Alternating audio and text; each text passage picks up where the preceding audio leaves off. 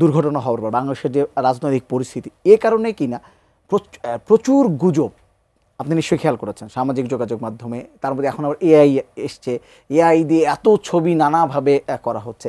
মানে সামনের দিনগুলো যদি বলি এই ধরনের দুর্ঘটনা বা সব কিছুর জন্য এটা আমাদের জন্য কত অ্যালার্মিং, এবং যারা আসলে উদ্ধার কাজ করে বা এইগুলোর সাথে জড়িত তাদের জন্য এটা আসলে কতটা মানে ব্যাপারটা হ্যান্ডেল করা কতটা কষ্টকর হয়ে যায়।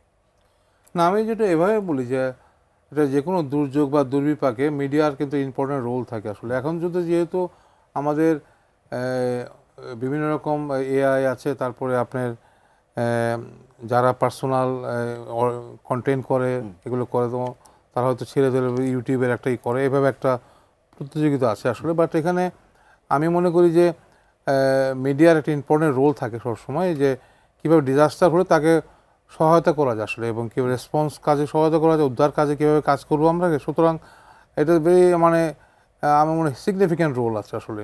কারণ মানুষকে মনে করেন একটা বড় দুর্ঘটনা আর্থকুয়েক হয়েছে, ওই এলাকার হয়তো কি ইকুইপমেন্ট লাগবে, তখন স্ক্রলে চলে আসলো, ওরা বললে সেভাবে কিন্তু একটা অথেন্টিক মিডিয়া থেকে রিপোর্ট দিতে পারে। আমরা সবসময় আমরা যে এটা স্ক্রল করে মিডিয়া দেখে আমরা এটা এক্সাইটেড না হয়ে অথেন্টিক মিডিয়ার মাধ্যমে এগুলো ইনফরমেশন জানা যায়। অ্যাট দ্য সেম টাইম আমি যেটা বলবো, যখন দুর্ঘটনা হয় অবশ্যই সেখানে কিন্তু প্রত্যেক আওয়ারলি ওই ইনসিডেন্ট একটা কমান্ড সিস্টেম থাকতো, ওখানে কিন্তু একটা ইনফরমেশন অফিসার থাকে, সে কিন্তু মিডিয়া ব্রিফিং করা উচিত। কিন্তু আমাদের অনেক সময় কি আমরা অ্যাভয়েড করি আসলে।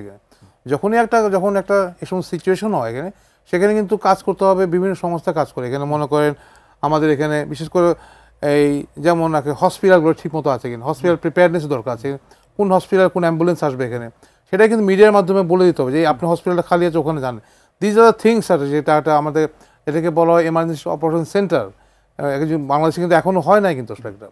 এই সময় বড় দুর্ঘটনা হলে কিন্তু there should be an CD এরিয়াতে এটা একটা এমার্জেন্সি অপারেশন সেন্টার থাকবে, তার মাধ্যমে কিন্তু এগুলো সমস্ত এজেন্সিকে কন্ট্রোল করবে আসলে, এবং ইনসিডেন্ট কমান্ডারকে কন্ট্রোল করবে, হেল্প করবে যে, এবং ওর মাধ্যমে কিন্তু একটা রেগুলার ব্রিফিং দেবে মিডিয়া। সরাসরি ব্রিফিং যদি দেওয়া হয় তাহলে এই সময় গুজব কোনো নালিফাই করতে হবে, কারণ এটা একটা কাউন্টার মেজার হতে পারে আসলে। এবং অথেন্টিক মিডিয়ার মাধ্যমে আমরা ওই এলাকায় কী প্রয়োজন আছে, কোনটা দরকার আসলে এখানে, এবং কার যাওয়া উচিত না, কার যাওয়া উচিত হবে, এবং কিভাবে মনে করেন কার লিস্ট কার কার আছে এখানে আমরা দিতে পারি, এইভাবে কিন্তু একটা পজিটিভ রোল নিতে পারে মিডিয়া মনে করি। তবেই কিন্তু আমাদের এই গুজবগুলো থেকে বেরিয়ে আসতে পারবো, এবং উদ্ধার অভিযান এবং মানুষের যেটাকে বলা হয় যে সম্পূর্ণ রেস্কিউ অপারেশনটা আরও ইজি করা যায়।